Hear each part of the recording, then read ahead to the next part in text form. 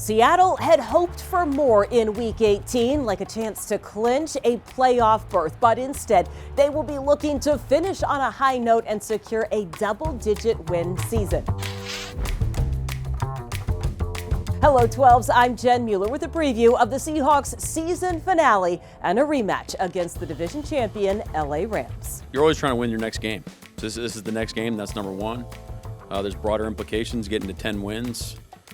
Trying to be 4-2 in our division, trying to play our brand of football the way we know how, building upon our foundation for years to come. There's a lot at stake for us this weekend. It's not the stakes that we want, but those are always in play.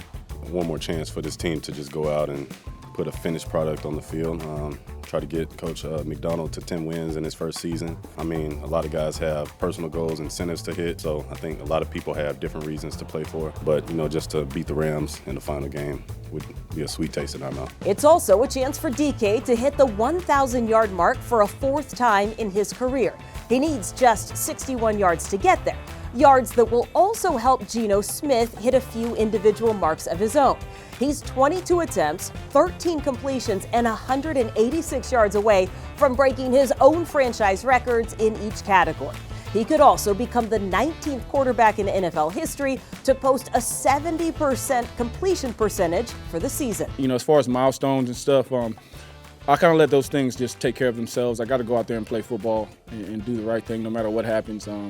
Obviously, like I said, man, you want to hit those. You want to achieve all the things that you can achieve, but well within the respects of the game. So just going out there and playing football, obviously it's going to be on your mind. You know about it, but you try not to think about it. You just go out there and do the right thing, and let the chips fall where they may.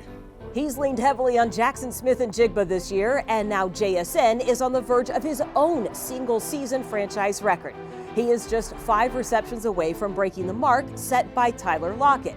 Oh, and you might remember the numbers that JSN posted Week 9 against the Rams. 180 yards and 2 touchdowns on just 7 catches. Jackson's doing a lot of things that Locke's done throughout his career, and Locke's got kind of a style that he's kind of he's kind of done everything. He's attacked the deep area of the field, he's worked the intermediate windows, he's one versus man, catch and run stuff. I mean, it's really how he's got his hay and got his career started, even in the return game. So he can mentor anybody. I mean, I think at the end of the day, man, I've wanted to be able to support him ever since that Jax became a part of the team.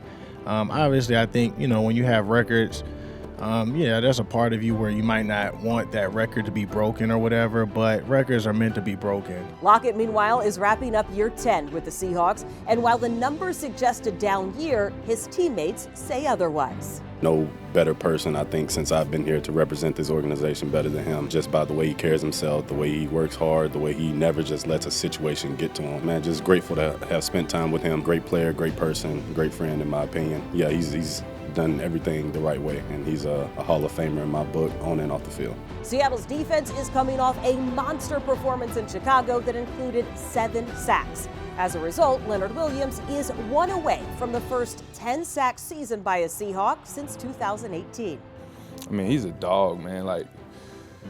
To be as big as he is and to do the things that he does is insane to me. The way he can play the run, get out, rush the passer, man, hold up 2-3 blocks at a time. It makes my life so much easier playing behind him, Murph, Jay Reed, Hank. So Leo's a dog, man, and he's been doing it for a while, and it's finally people are starting to recognize and see how really good he is. But the Rams' offensive line has been stout. Seattle didn't record a sack in Week 9, but neither did the Rams' last 4 opponents. Things could, however, look a little different with Jimmy Garoppolo getting the start.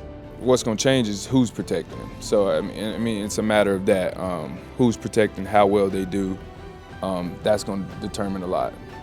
You're going to prep off the tape that off of our first same thing. We're playing a game second time, so you're kind of using all the things. Latest games, our game the first time, understanding of their system or the extent of what we understand about it, and then we'll watch Jimmy play through their lens, and then we'll watch. I think Mike called the San Fran game last year too, so we'll watch that one as well. A win on Sunday would not only get Seattle to that 10-win mark, but it would tie a franchise record with 6 consecutive road wins and improve the Hawks to 7-1 on the road this season. You can watch how it all plays out starting at 1:25 on Fox 13 or listen on the Seahawks Radio Network.